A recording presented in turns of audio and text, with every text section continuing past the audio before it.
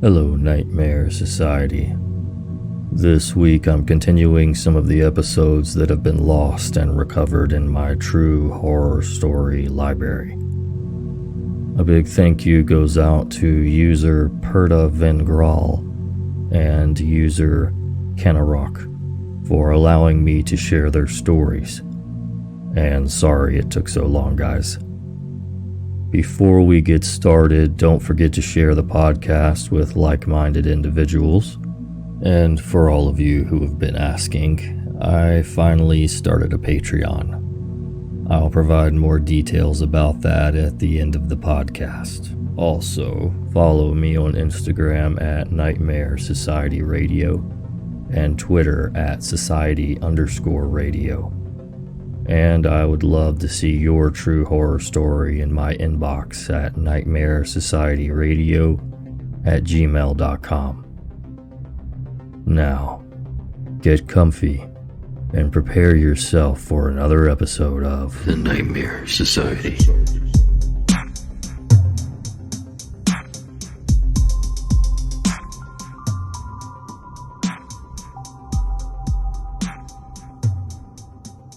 Back in college, my friends and I got into the habit of exploring abandoned buildings.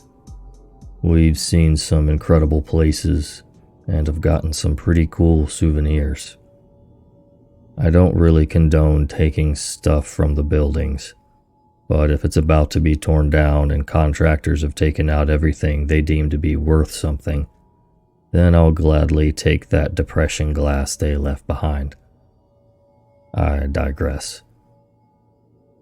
It's a small group of friends that goes exploring with me, and I love introducing new people to it. A friend of mine had asked me on several occasions if I could take him somewhere because he never went exploring before. I decided to take him to an old paper factory that didn't have much inside, but had an absolutely beautiful view of the city from the roof. Also, it was incredibly easy to get in and out of. We went with a few other people, but two of my friends had decided to wait outside for us since they had been in the building a few too many times to find it interesting anymore. As we went to climb inside, a drunk couple came out. Not unusual. A lot of people used buildings to smoke, drink, or paint in, and we asked if there were many people inside. They said they thought it was mostly empty, but they heard someone banging around a few floors up that startled them out. They said he sounded angry and maybe we should avoid the roof. Since we weren't there to drink or anything, the roof was our only goal.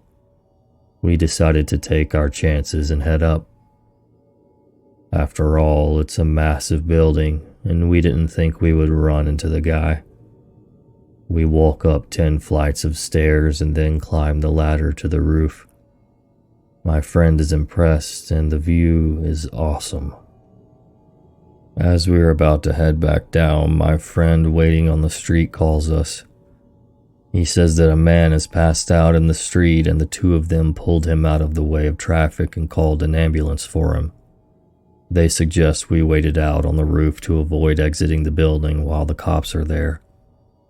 Neither of us can afford the $5,000 fine or 2 weeks jail time just for looking at the city from an abandoned building. We wait, but we probably shouldn't have waited on the roof. We get the all clear from my friend to come back down and we head to the ladder. My friend goes first and then our flashlight dies. The ladder is tricky to get onto when you can't see it, and it's missing some rungs, so I come down very slowly in the dark, afraid of hurting myself. I hop down and my friend tells me very quietly that he hears someone in the room next to us. I shrug it off. We already know people are in the building. Then, the screaming starts. At first, it almost sounds like one of my friends who waited outside yelling my name. I hesitate at the top of the stairs. Just outside the door of the room the screaming is coming from. trying to decide if it's him and he's playing some sort of prank. The guy I came into the building with grabs my wrists and we start running down the stairs. At this point, it's obvious it's not my friend, and it's just a guttural, intense screaming. We start running down the stairs and then hear really loud banging to go with the screaming. It sounds like this guy has a very heavy object that he's swinging at the walls and exposed pipes with. There's only one flight of stairs because every other way out is out of order freight elevators. So we are trapped in this stairwell, and it's 10 flights till we reach the ground floor and have to book it to the opposite side of this factory and back out of the hole we climbed through. Besides screaming and swinging that heavy object, we hear him barreling down the stairs behind us. But he is at least one floor behind. Whatever he's using to hit the walls and pipes with is clearly enough to do some damage to our skulls, because a bit of brick chipped off the wall and it followed us down the steps.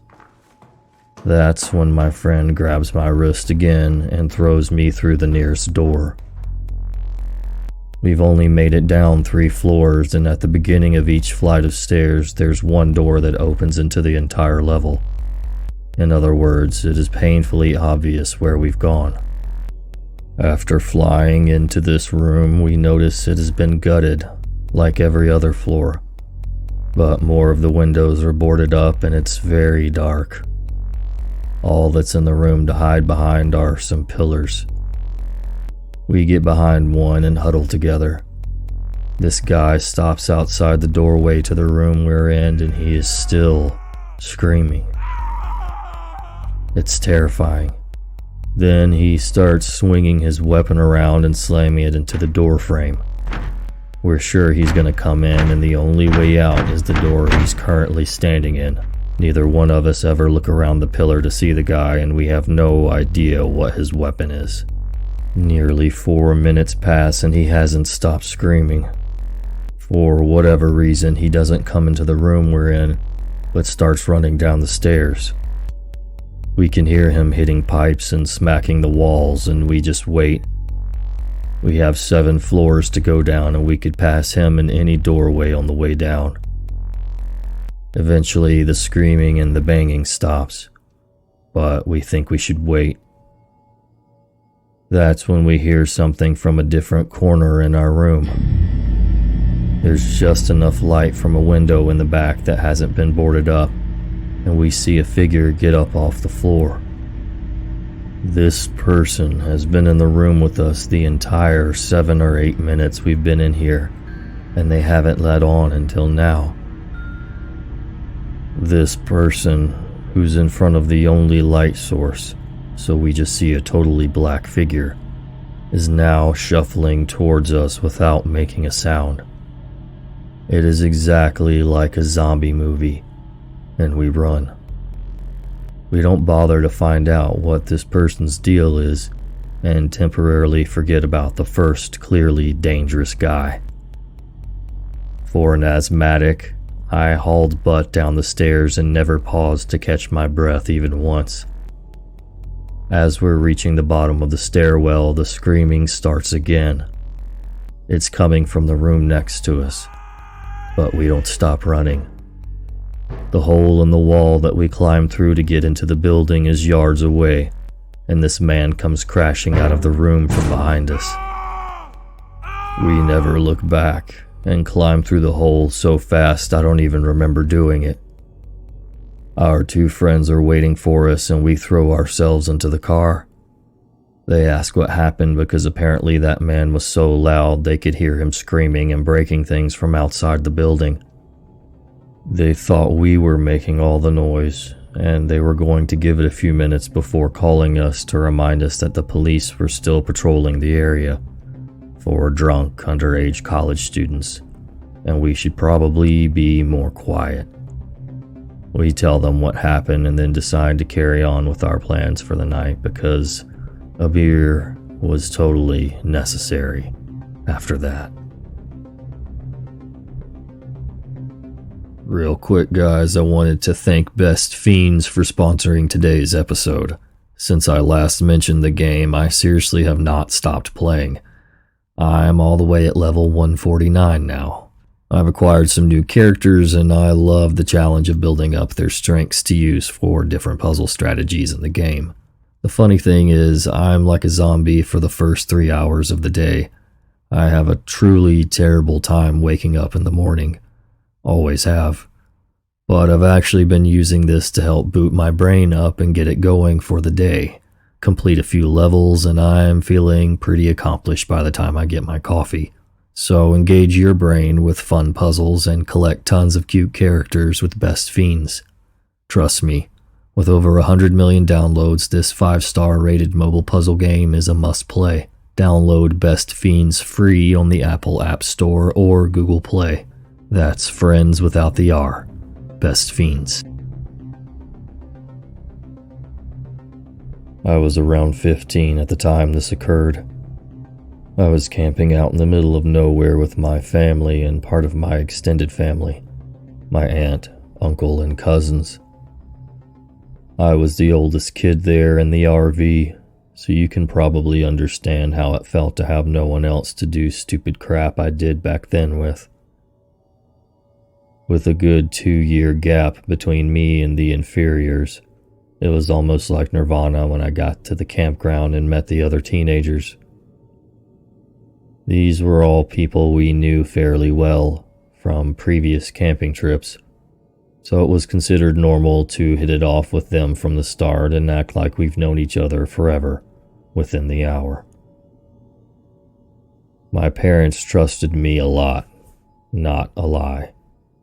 I liked my fun, but I liked getting home in time for dinner equally as much.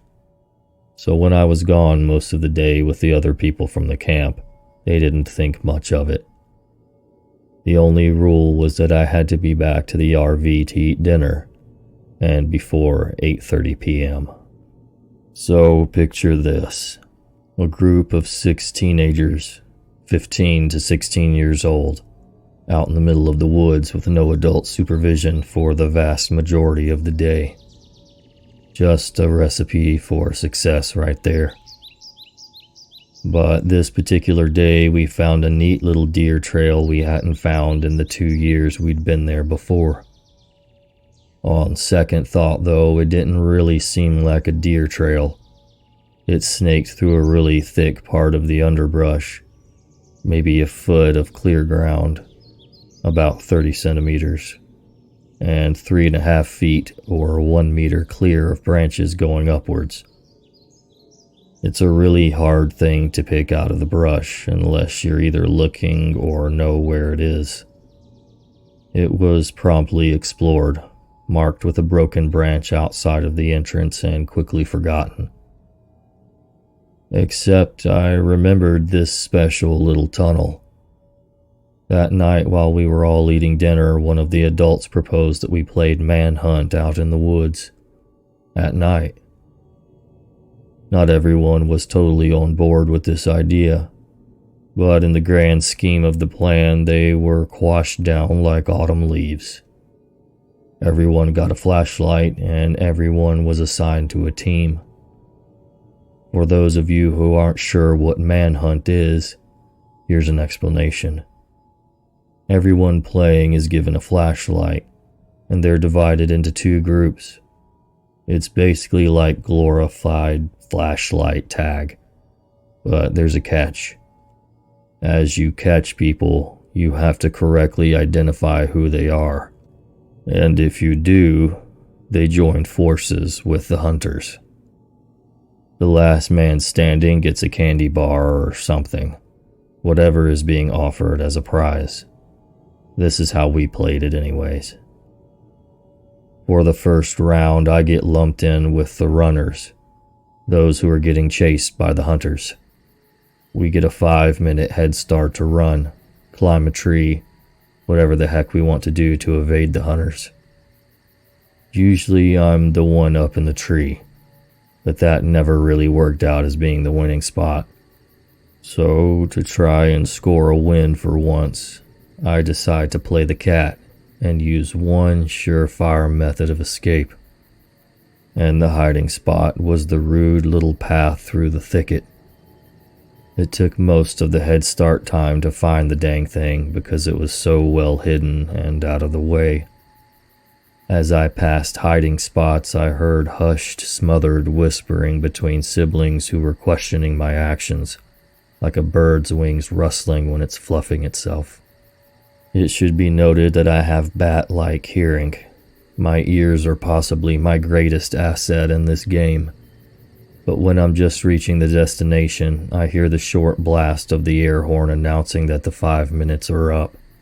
I swan dove into this minute little path in the undergrowth, shuffling on my hands and knees until I'm about halfway in, crouching down like some huge, malformed quail.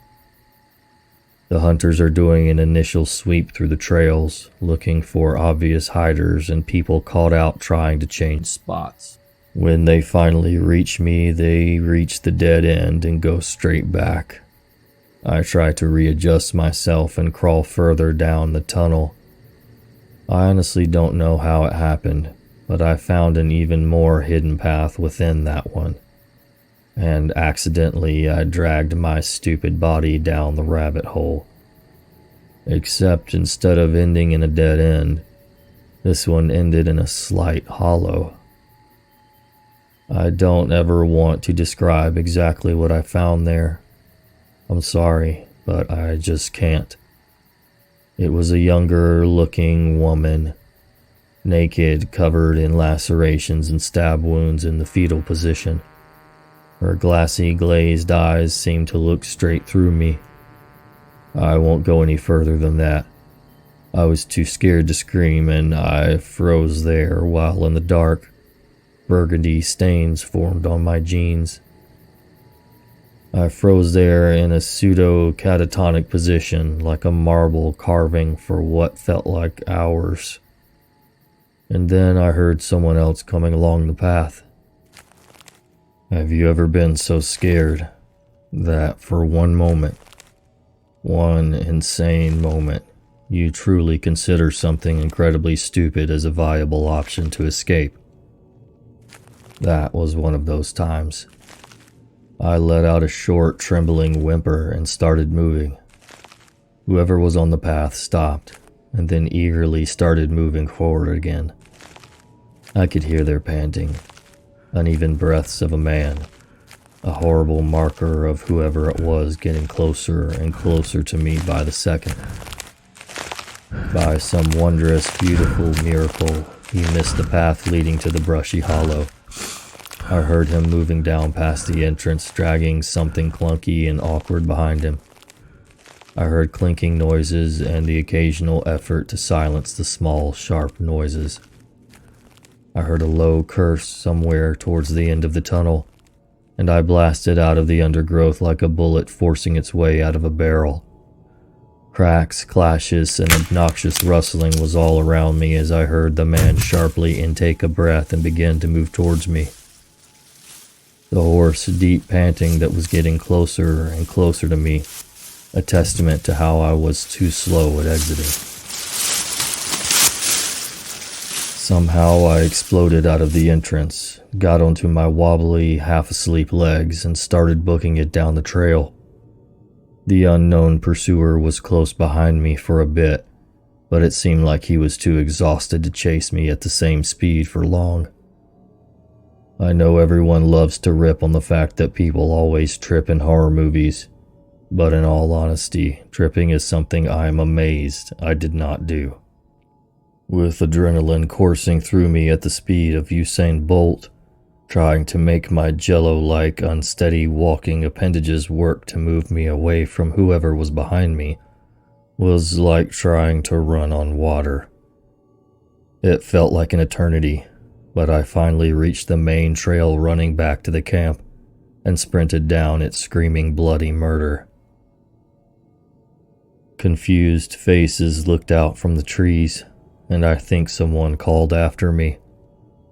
Reaching the camp was easy, but trying to explain why I woke up half the people in the camp and bolted out of the woods at breakneck speed was harder.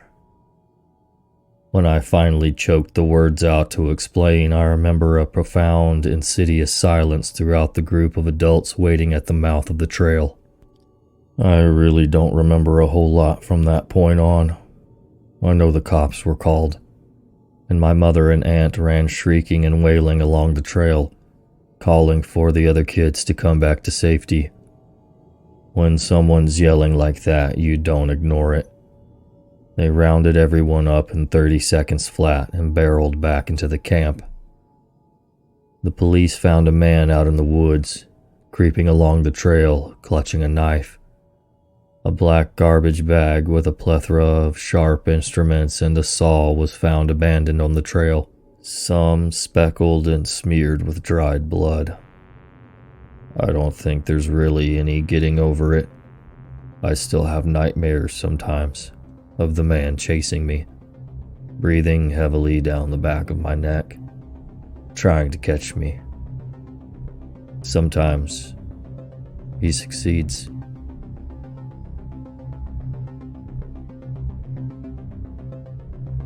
Thanks so much to user Perta Vingral and user Canorock for sharing their stories with us. As a reminder, I now have a Patreon. So if you're interested in early access to commercial-free episodes, bonus episodes, more interaction, being able to vote on content, as well as access to a members-only Patreon feed, which I plan on sharing the creepy stuff I run across, as well as the links to Reddit stories I've been denied narration to, and just whatever creepy stuff I find. You can find all that and more there. I've got 4 tiers set up, so you should be able to find one that fits your desired contribution level. I'm working on merch as well, and those who are part of the members-only campfire will always be the ones first in on what's going on with the podcast. So go check out www.patreon.com/Nightmare Society to see if you'd like to become a member of the Nightmare Society. A link will also be in the description, of course. As usual, don't forget to follow me on Instagram at Nightmare Society Radio and Twitter at Society_Radio. And please send your true horror stories to nightmaresociety.radio@gmail.com. Now that I've said Nightmare Society Radio about 4,000 times, thank you for listening. And until next time, sweet dreams.